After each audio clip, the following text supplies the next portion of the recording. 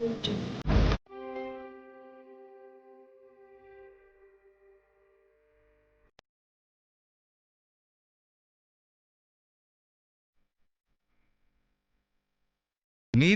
ராஜாக்களின் ஆளுகையினால் ராஜ்யம் தொடர்ந்து கொண்டே இருந்தது. நீதிக்கு புறம்பாக ஆட்சி செய்தவர்களால் இஸ்ரவேல் ராஜ்யம் என்னாயிற்று? நாசமாகி போனது.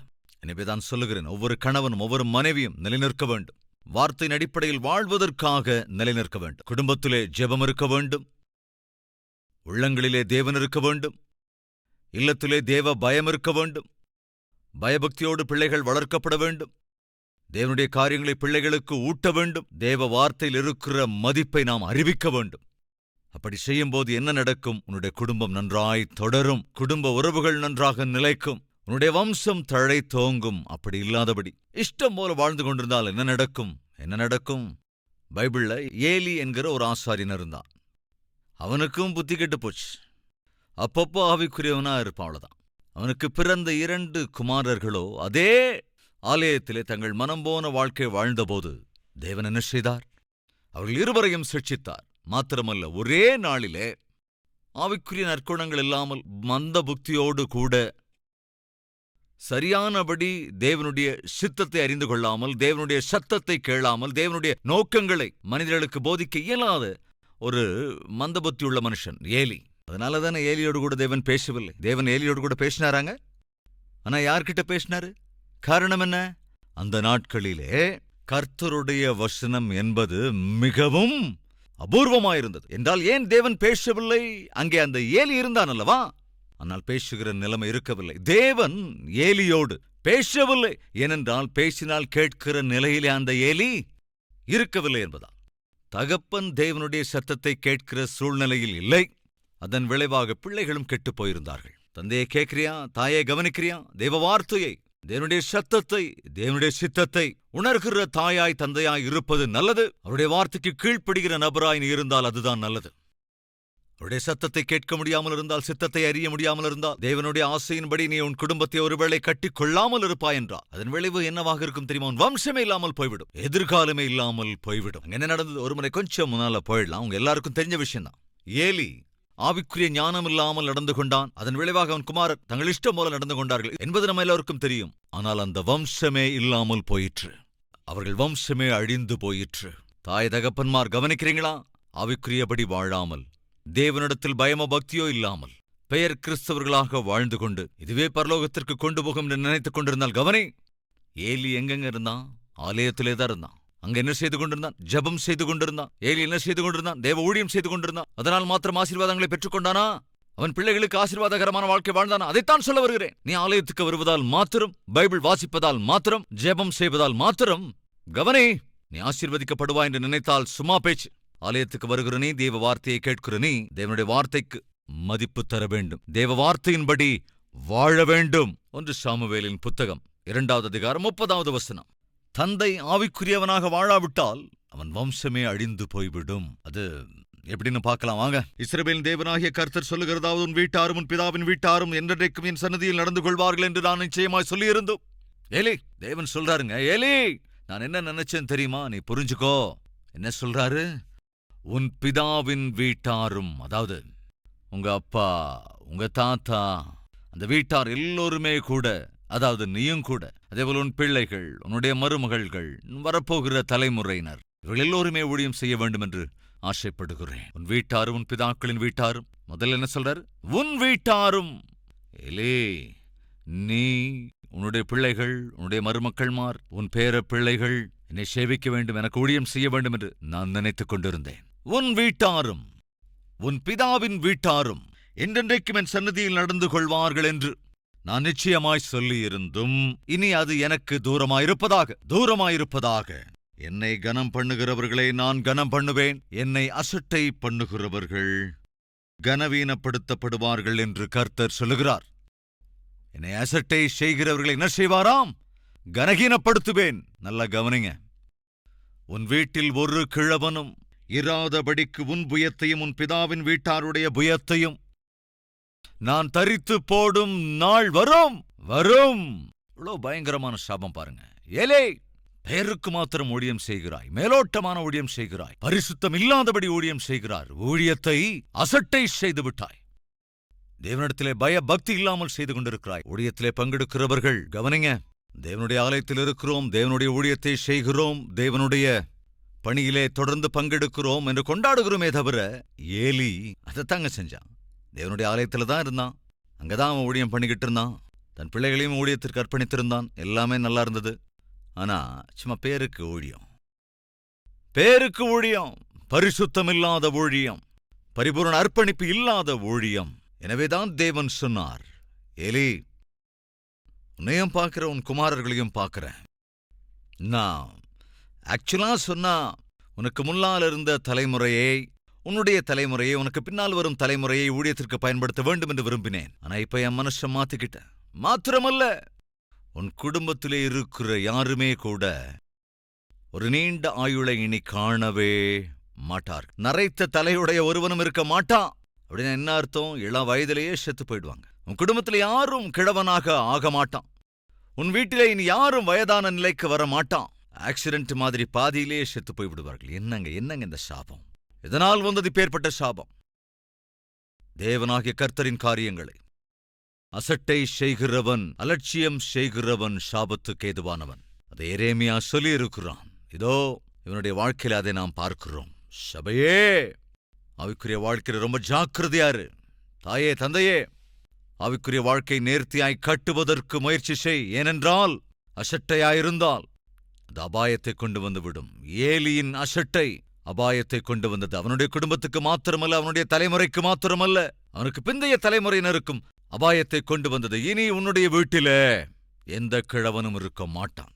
32வது வசனம். இஸ்ரவேலுக்கு செய்யப்படும் சகல நன்மைக்கும் மாறாக என் வாசஸ்தலத்திலே உபத்திரவத்தை காண்பாய். ஒருபோதும் உன் வீட்டில் ஒரு கிழவனும் இருப்பதில்லை.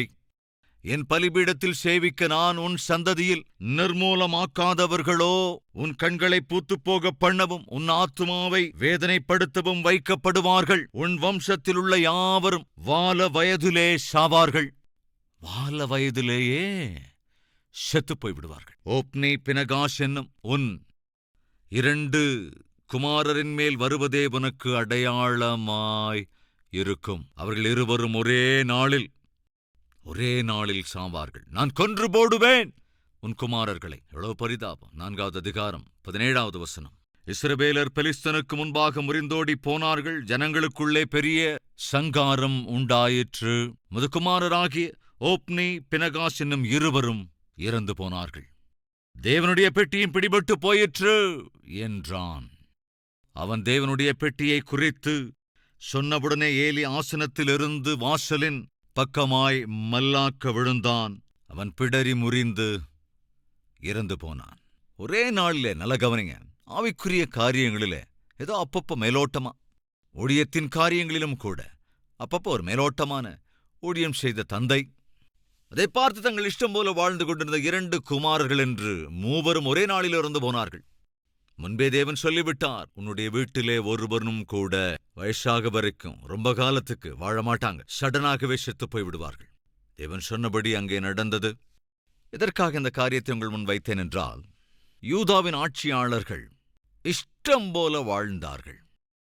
அதன் விளைவாக யூதாவின் பிரஜைகளுமே தங்கள் இஷ்டம் போல வாழ்ந்தார்கள். அப்படி ஜீவித்துக் கொண்டிருந்த நாட்களிலே சில பேர் தலைவர்கள், யோசபாத்தை போன்றவர்கள், ஆஷாவை போன்றவர்கள், எசேக்கியாவை போன்றவர்கள், மனாசேயை போன்றவர்கள், யோசியாவை போன்றவர்கள் சிலர் எழுந்தார்கள்.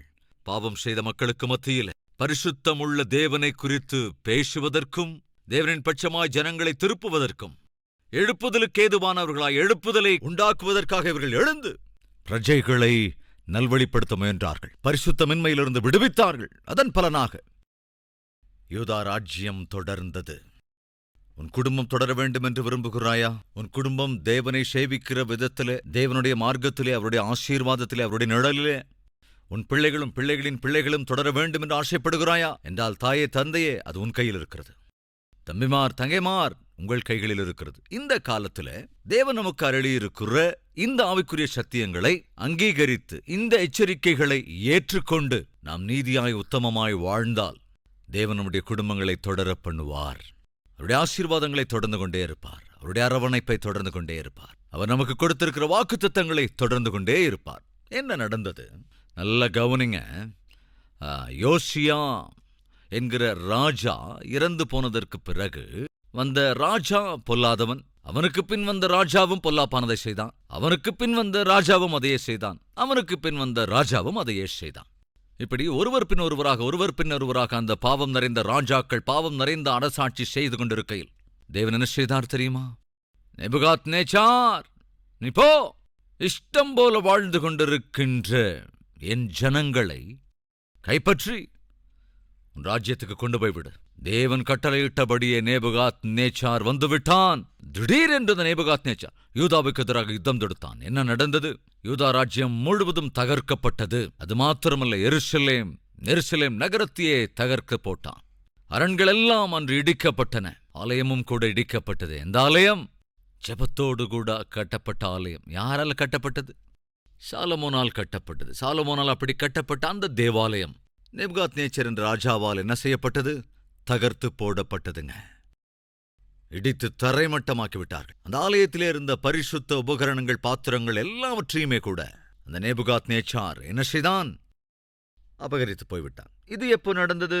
கிமு 586 வருடத்திலே இடம்பெற்ற சம்பவம். இந்த 3 வருடங்கள் கட்டாயம் உங்கள் வாழ்க்கையில நீங்கள் ஞாபகத்தில் வைத்துக் கொள்ள வேண்டிய வருஷங்கள். எந்த 3 வருஷங்கள்? தேசம் எப்பொழுது உடைந்து போயிற்று? 931 வருடம், கிமு 931 இஸ்ரவேல் தேசம் 2 துண்டாக உடைந்து போனது. அப்பத்தானே இந்த ராஜாக்கள்லாம் வந்தது, ரைட்? இப்படி துண்டாடப்பட்ட தேசம் 210 வருடங்கள் இஸ்ரவேல் ராஜ்யம் தொடர்ந்து கொண்டே இருந்தது. ஆனால் அதற்கு பிறகு அது கைப்பற்றப்பட்டது. அது எப்போ? கிறிஸ்துவுக்கு முன் 721 வருடத்தில் கைப்பற்றப்பட்டு விட்டது.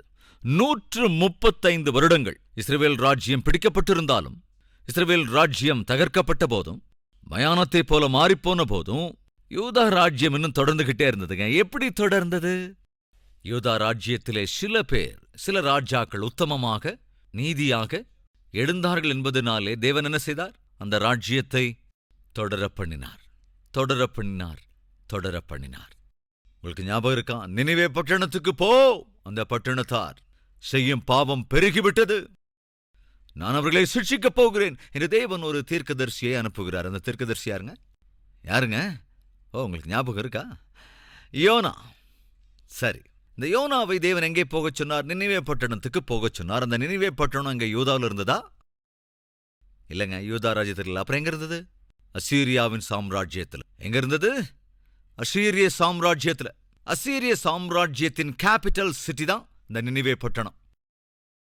இப்ப அந்த யோனா என்கிற தீர்க்கதரிசியை எந்த ராஜ்யத்திற்கான தீர்க்கதரிசியாக தேவன் அனுப்புகிறார்? சொல்லுங்களேன். அசீரிய சாம்ராஜ்யத்துக்கு. தீர்க்கதரிசிகள், அதாவது சிறிய தீர்க்கதரிசிகள் அப்படின்னு பார்க்குறோம்ல, அவங்க எல்லாருமே கூட இஸ்ரவேல் ராஜ்யத்துக்கு அல்லது யூதா ராஜ்யத்துக்கு மட்டும் அப்படின்னு நினைக்காதீங்க.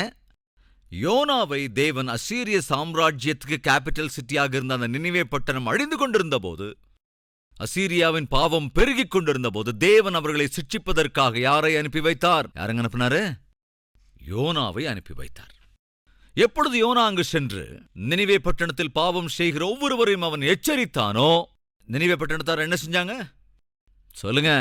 மனம் திரும்பினார்கள்.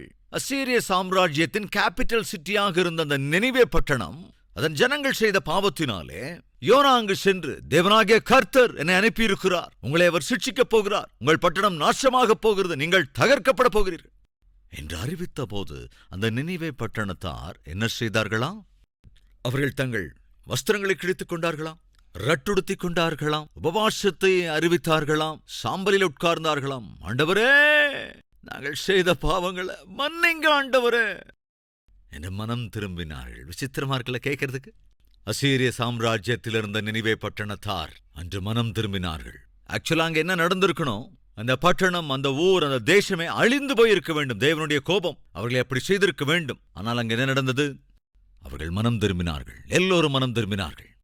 நினிவே பட்டணத்துக்கு யோனா சென்று, உங்கள் தேசம், உங்கள் பட்டணம் அழியப் போகிறது, தேவன் அழிக்கப் போகிறார் என்று சொன்னபோது உண்மையில் அந்த தேசம் அழிந்து போயிருந்திருக்க வேண்டும். ஆனால் அந்த ஜனங்கள் மனம் திரும்பினதினாலே அழியவிருந்த அந்த பட்டணம் என்னவாயிற்று? சொல்லுங்களே பார்க்கலாம். ரட்சிக்கப்பட்டது, காப்பாற்றப்பட்டது. தந்தையை கேட்கிறீங்களா? தாயை கேட்கிறீங்களா?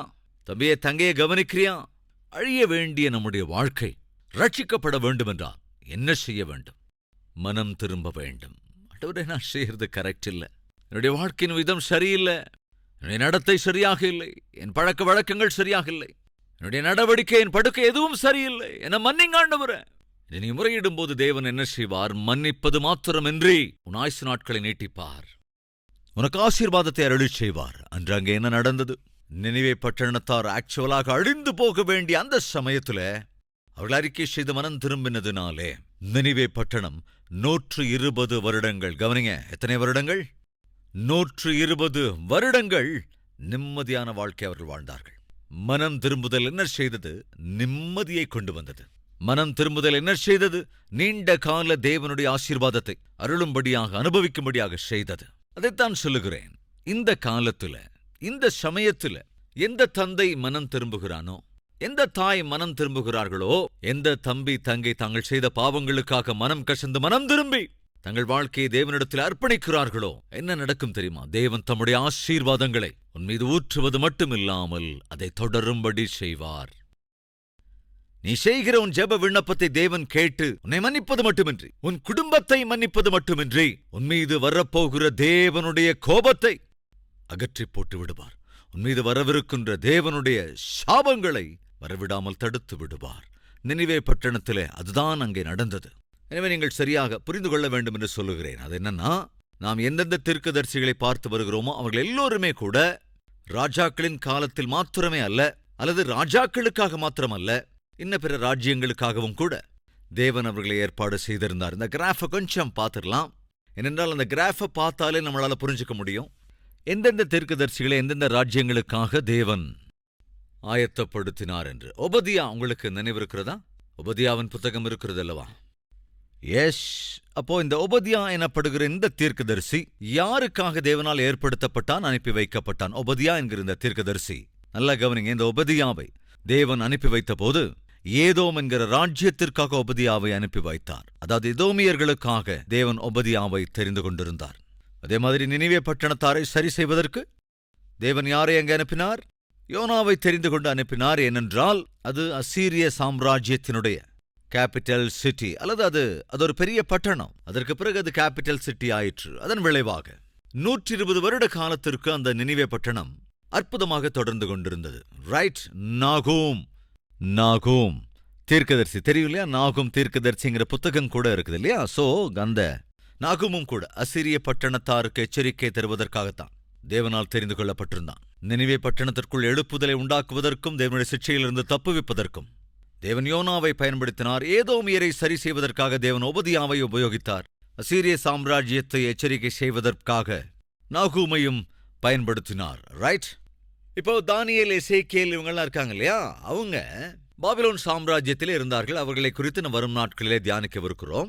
சரி, இதுவரைக்கும் இன்று நாம் தெரிந்து கொண்டது என்னவென்றால், கிமு 721 வருடத்துல இஸ்ரவேல் ராஜ்யத்தார் அடிமைகளாக, கைதிகளாக பாபிலோன் தேசத்துக்கு போய்விட்டார்கள். அதற்கு பிறகு அவங்கள எங்கேயும் பார்க்க முடியாது. அதன் பிறகு அந்த 10 கோத்திரத்தையும் பார்க்கவே முடியாது. 586 வருடத்திலே, அதாவது கிமு 586 வருடத்திலே பாபிலோன் ராஜா வந்து, அதாவது நேபுகாத் நேச்சார் வந்து யூதாவுக்கு எதிராக யுத்தம் தொடுத்து யூதா ராஜ்யத்தாரை தன்னுடைய தேசத்துக்கு கொண்டு போய் விடுக்கிறான். அப்படி கொண்டு போன போதுதான், அப்படி சிறைபிடித்து கொண்டு போன போதுதான் தானியேல், சாத்ராக், மேஷாக், ஆபேத்நேகோ, எசேக்கியேல் இவர்கள் எல்லோருமே அவர்களின் வாலிப பிராயத்துல பாபிலோன் தேசத்திற்கு கொண்டு போகப்பட்டார்கள். நம்ம பொதுவா தானியேலின் புத்தகத்தை வாசிக்கும் போது அவர்கள் பாபிலோன் தேசத்துக்கு கொண்டு போகப்பட்டதாக பார்க்கிறோம். ஏன் போனாங்க? எப்படி அங்க போனாங்கன்னா, இதோ இந்த சம்பவத்தின் மூலமாகத்தான் தானியேல், சாத்ராக், மேஷாக், ஆபேத்நேகோ, எசேக்கியேல் ஆகியவர்கள் எல்லோருமே அடிமைகளாக அங்கே கொண்டு போகப்பட்டார்கள். சோ இப்போ யூதா ராஜ்யம் என்ன ஆயிற்று? தன்னுடைய ஸ்தானத்தை இழந்து போய்விட்டது. எருசலேம் பட்டணம் என்னவாயிற்று? தகர்க்கப்பட்டு விட்டது. ஆலயம் என்னவாயிற்று? இடிக்கப்பட்டு விட்டது. எருசலேமின் சுவர்கள் எல்லாமே கூட என்னவாயிற்று? முழுமையாய் துவம்சம் பண்ணப்பட்டது. வாசல்கள், சுவர்கள், அரண்கள் எல்லாம் இடிக்கப்பட்டது. இப்ப உங்களுக்கு ஒரு கேரக்டர் ஞாபகத்துக்கு வரணும். இந்த வாசல்கள் இடிக்கப்பட்ட போது, எருசலேமின் சுவர்கள் விழுந்தபோது ஒருவன் எழும்பி வந்தான். யாரு ஞாபகம் இருக்கா? அவன் கொஞ்ச நேரத்தில் வருவான். ஸோ இப்போ இங்கே என்ன நடந்திருக்குதுன்னா, முன்னரே இஸ்ரவேல் ராஜ்யம் தன் ஸ்தானத்தை இழந்து போயிருந்தது. அசீரிய சாம்ராஜ்யம் கைப்பற்றி கொண்டு போனது. அதேபோல யூதா ராஜ்யமும் கிறிஸ்துவுக்கு முன் 586வது வருடத்திலே யூதா ராஜ்யத்தாரும் அடிமைகளாக பாபிலோன் தேசத்துக்கு கொண்டு போகப்பட்டார்கள். ஸோ இந்த 3 வருஷங்களையும் கட்டாய ஞாபகத்தில் வச்சுக்கோங்க. கிமு 931 ராஜ்யம் 2 துண்டானது. அதேபோல 721 இஸ்ரவேல் ராஜ்யத்தார் அடிமைகளாக கொண்டு போகப்பட்டார்கள். தொடர்ந்து 586 யூத ராஜ்யம் கைப்பற்றப்பட்டது, அடிமைகளாய் போனார்கள். தொடர்ந்து தேவன் எந்த வாக்குத்தத்த பூமியில் இஸ்ரவேல் ஜனங்களுக்கு கொடுத்திருந்தாரோ அந்த வாக்குத்தத்த பூமி இப்போ ஒரு பயங்கர நிலைக்கு தள்ளப்பட்டு விட்டது. எரேமியா ஐயா, என் பிரஜைகளை பாபிலோன் தேசத்திற்கு நேபுகாத் நேச்சார் கொண்டு போய் விடுவான். ஆமாண்டவர் என்று சொன்னதை சொல்லிட்டனே. நேபுகாத் நேச்சார் என் ஜனங்களை, அதாவது என்னுடைய சித்தத்தின்படி வாழ்ந்திருக்க வேண்டிய என் சுதந்திரமான என் ஜனங்கள் எனக்கு விரோதமாக எழும்பி தங்கள் இஷ்டம் போல வாழ்ந்ததினாலே அவர்களை சிட்சிக்கிறேன். நேபுகாத் நேச்சாரின் கரங்களில் ஒப்படைக்கப் போகிறேன். சொல்லுங்க ஆண்டவரே. ஆனால் எரேமியா, ஒரு விஷயம். என்ன ஆண்டவரே? தாவீதுக்கு நான் வாக்கு பண்ணியிருக்கிறேன், அவனுடைய சிங்காசனம் நீடித்து நிலைத்து நிற்கும் என்று. அந்த வார்த்தைகளை நான் நிலைப்படுத்துவேன். 70 வருடங்கள் இவர்கள் செய்து கொண்டிருந்த பாவத்தினாலே இவர்களை நான் சிட்சிக்கிறேன். 70 ஆண்டுகள் சிட்சையை அனுபவித்ததற்கு பிறகு இவர்களை மறுபடியும் நான் இதே யூதா ராஜ்யத்துக்கு கொண்டு வந்து விடுவேன் என்று எரேமியாவின் மூலம் தேவன் சொல்கிறார். அதையும் வாசிக்கலாம். There is a hope. என்னங்க? ஒரு நம்பிக்கை உண்டு. அந்த நம்பிக்கை என்ன? எரேமியா 25:11 வசனம். கவனிங்க. இந்த தேசமெல்லாம் வனாந்தரமும் பாழுமாகும். இந்த ஜாதிகளோ 70 வருஷமாய் பாபிலோன் ராஜாவை சேவிப்பார்கள் என்று கர்த்தர் சொல்லுகிறார். 70 வருட காலத்திற்கு என் ஜனங்கள் அங்கே அடிமைகளாக இருப்பார்கள். அதற்கு பிறகு நானே என் ஜனங்களை திரும்பவும் இங்கே கொண்டு வந்து விடுவேன். 70 வருடங்கள் அடிமைகளாக யூதாவின் மக்கள் அங்கே கொண்டு போகப்பட்டார்கள். ஜாக்கிரதையா கவனிங்க. ராஜாக்களின் காலத்திலே இஸ்ரவேல் ராஜ்யத்தை, இஸ்ரவேலின் பகுதியை எத்தனை ராஜாக்கள் அரசாட்சி செய்தார்கள் சொல்லுங்க? 19 ராஜாக்கள் ஆட்சி செய்தார்கள் அல்லவா? அந்த 19 ராஜாக்கள் சுமார் 8 அல்லது 9 குடும்பம் சம்பந்தப்பட்டவர்கள் தான். எத்தனை குடும்பத்துக்குங்க? 8 அல்லது 9. அது அங்க ஒரு குடும்பம், இங்க ஒரு குடும்பம், அந்த குடும்பம், இந்த குடும்பம், அந்த குடும்பத்திலிருந்து ஒரு ஆள், இந்த குடும்பத்தில் ஒரு ஆள், இப்படி 8 அல்லது 9 குடும்பங்களிலிருந்து வந்தவர்கள் தான் இந்த 19 பேர். ஆனா யூதா ராஜ்யத்தை ஆட்சி செய்த எல்லோருமே கூட தாவீதின் வம்சத்திலிருந்து வந்தவர்கள்தான். ஏனென்றால் தாவீதுக்கு வாக்கு பண்ணப்பட்டிருந்தது, தாவீது உன்னுடைய சிங்காசனத்தின் மீது அமர்ந்து ஆட்சி செய்வதற்கு நான் அட்லீஸ்ட் எப்போதும் ஒருவனையாவது கட்டாயம் அங்க வச்சிருப்பையா என்று உடன்படிக்கை செய்திருந்தார். அப்படி வாக்கு பண்ணின தேவன் என்ன செஞ்சார் கவனிங்க. தாவீதின் குடும்பத்திலிருந்துதான், தாவீதின் வம்சத்திலிருந்துதான் ஒருவர் பின் ஒருவராக தேவன் யூதா ராஜ்யத்தை ஆளுகை செய்வதற்கு வாய்ப்பு கொடுத்து கொண்டே இருந்தார். இடையிலே ஒரு உருப்படாத ஒரு பெண் வந்திருந்தாள். அவளுடைய பேர் அத்தாலியாள். 6 மாத காலத்திலேயே அந்த அத்தாலியாளை கொன்று போட்டார்கள், தூக்கி எறிந்து விட்டார்கள். மறுபடியும் தாவீதினுடைய வம்சத்திலிருந்துதான் அங்கே ஆளுகையை தொடர்ந்தது. காரணம் என தேவன் வாக்கு பண்ணியிருந்தார். உன்னுடைய சிங்காசனத்தை நான் நிரந்தரமும் பலப்படுத்துவேன் என்று. அதே சிங்காசனத்தின் மீது ஆண்டவராகிய இயேசு கிறிஸ்து ஒரு நாளிலே ஆளுகையை செய்யப் போகிறார்.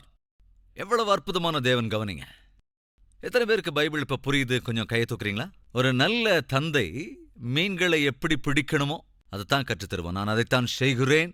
ஒரு நல்ல ஆவிக்குரிய தகப்பனாக, ஒரு நல்ல மேய்ப்பனாக நான் என்ன செய்ய முற்படுகிறேன் என்றால், உன்னதமான தேவனுடைய வார்த்தைகளை, உன்னதமான வேத வாக்கியங்களை உங்களுக்கு கற்றுத்தருவதற்கான காரணம், நீங்கள் உங்கள் பிள்ளைகளுக்கு கற்றுக் கொடுத்தால், அந்த பிள்ளைகள் அவர்கள் பிள்ளைகளுக்கு, அந்த பிள்ளைகள் அவர்களின் பிள்ளைகளுக்கு கற்றுக் கொடுத்தால், சகோதர சகோதரிகளே, இந்த வார்த்தைகள் எப்போதும் ஜீவனோடு இருக்கும்.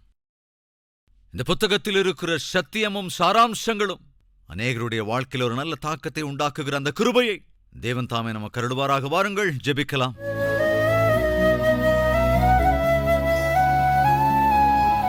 மகா பரிசுத்தமும் அன்பும் நிறைந்த எங்கள் பிதாவே, ஆயிரக்கணக்கான வருடங்கள் இந்த பூமியிலே இடம்பெற்ற எத்தனையோ சம்பவங்கள், அதேபோல சரித்திரங்கள், இவைகளை சுலபமாக நாங்கள் புரிந்து கொள்ளுகிற வகையில எங்களுக்கு கற்றுத்தருவதற்காகவே ஸ்தோத்தரிக்கிறோம், துதிக்கிறோம் அப்பா. இந்த வேளையிலே யார் யாரெல்லாம் இந்த ஜெபத்திலே பங்கெடுத்திருக்கிறார்களோ அவள் ஒவ்வொருவரையும் ஆசீர்வதிக்கும்படி ஜெபிக்கிறேன். ஆண்டவரே, மேன்மையான உம்முடைய வேதத்தின் வார்த்தைகளை கேட்கிற செவிகள் பாக்கியமுள்ளவை, அதை உணர்ந்து வாழ்கிற வாழ்க்கைகளும் பாக்கியமுள்ள வாழ்க்கைதான்.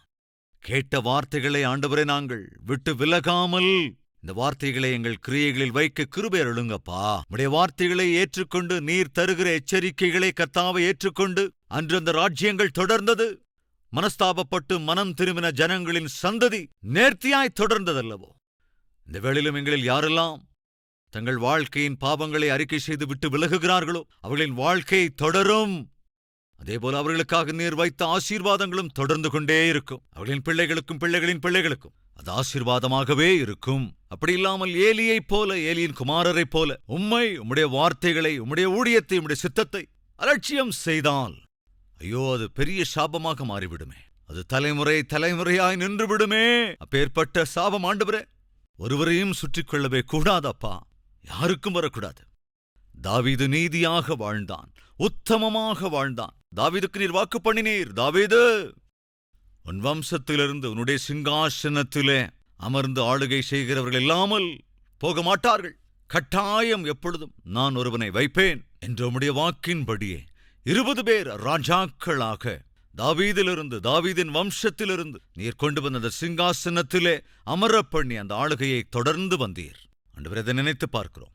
இந்த சரித்திரங்களை உணர்ந்து கொள்கிற மகா கிருபையை அளித்திருக்கிறீர். அதற்காக நன்றி ராஜா. அதேபோல பைபிளை நேசிக்கிற, பைபிளை தியானிக்கிற, பைபிள் பிரகாரம் ஜீவிக்கிற அற்புதமான ஆவிக்குரிய வாழ்க்கையை எங்கள் ஒவ்வொருவருக்கும் அருள வேண்டும் என்று இயேசு கிறிஸ்துவின் நாமத்தில் வேண்டிக் கொள்ளுகிறோம் பிதாவே. ஆமென்.